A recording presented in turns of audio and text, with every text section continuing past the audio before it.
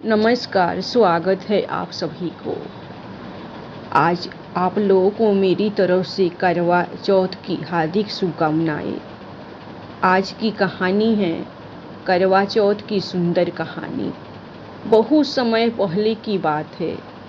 एक साहूकार की 7 बेटी और उनकी एक बहन करवा थी।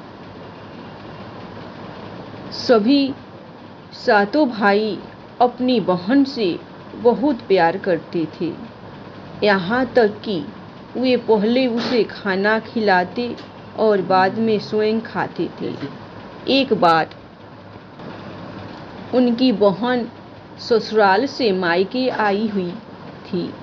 शाम को भाई जब अपना व्यवसाय बंद कर घर आए तो देखा उनकी बहन बहुत व्याकुल थी।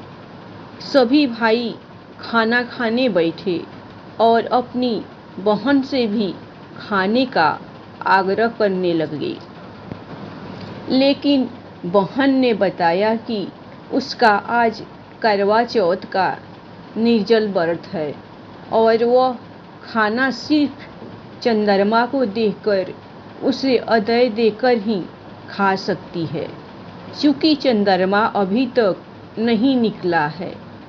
इसीलिए वह भूख प्यास से व्याकुल हो उठी है। सबसे छोटे भाई को अपनी बहन की हालत देखी नहीं जाती। वह दूर पीपल के पेड़ पर एक दीपक जलाकर चलनी की ओट में रख देता है।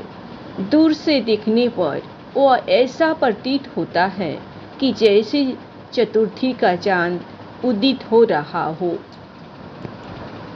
इसके बाद भाई अपनी बहन को बताता है कि चांद निकल आया है, तुम उसे अदय देने के बाद भोजन कर सकती हो। बहन खुशी के मारे सीढ़ियों पर चढ़कर चांद को देखती है, उसे अदय देकर खाना खाने बैठ जाती है। वह पहला टुकड़ा मुंह में डालती है तो उसे छींक आ जाती है। दूसरा टुकड़ा डालती है तो उसमें बाल निकल आता है और जैसे ही तीसरा टुकड़ा मुंह में डालने की कोशिश करती है तो उसके पति की मृत्यु का समाचार उसे मिलता है। वह बौखला जाती है। उसकी भाभी उसे सच्चाई से अवगत कराती है कि उसके साथ ऐसा क्यों हुआ। करवा चौथ का व्रत गलत तरीके से करने के कारण देवता उससे नाराज हो गए हैं और उन्होंने ऐसा किया है। सच्चाई जानने के बाद करवा निश्चय करती है कि वह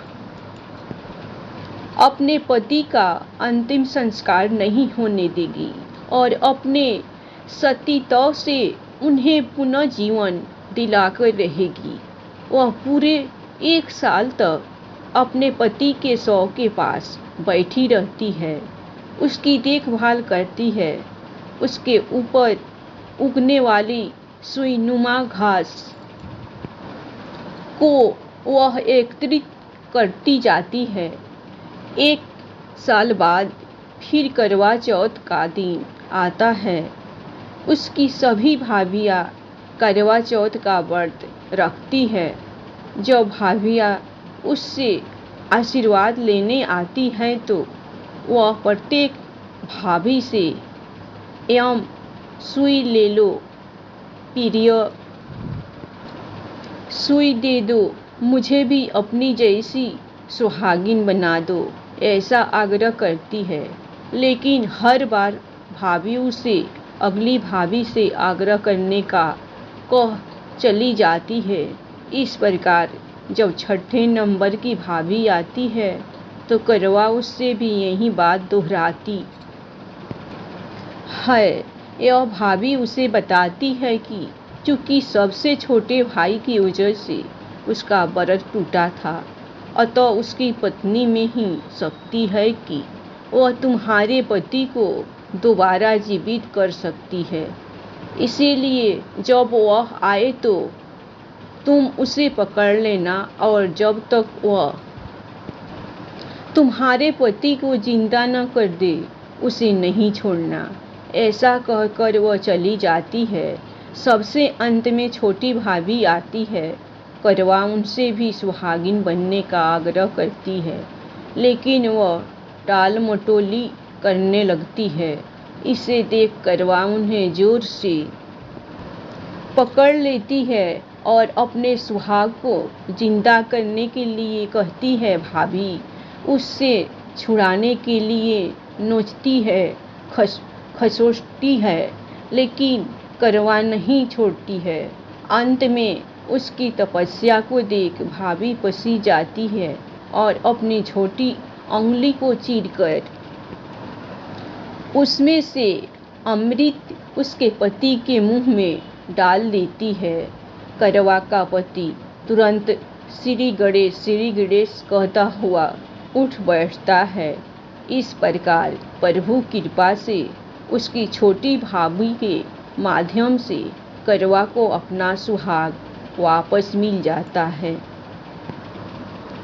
हे श्री गणेश, माँ गौरी जिस प्रकार करवा को चिर सुहागन का वरदान आपसे मिला है, वैसा ही सब सुहागिनों को मिले। धन्यवाद। कहानी आप लोग को पसंद आए तो आप लोग करवा चौथ माता के नाम पर और गणेश जी के नाम पर लाइक सब्सक्राइब जरूर कीजिएगा।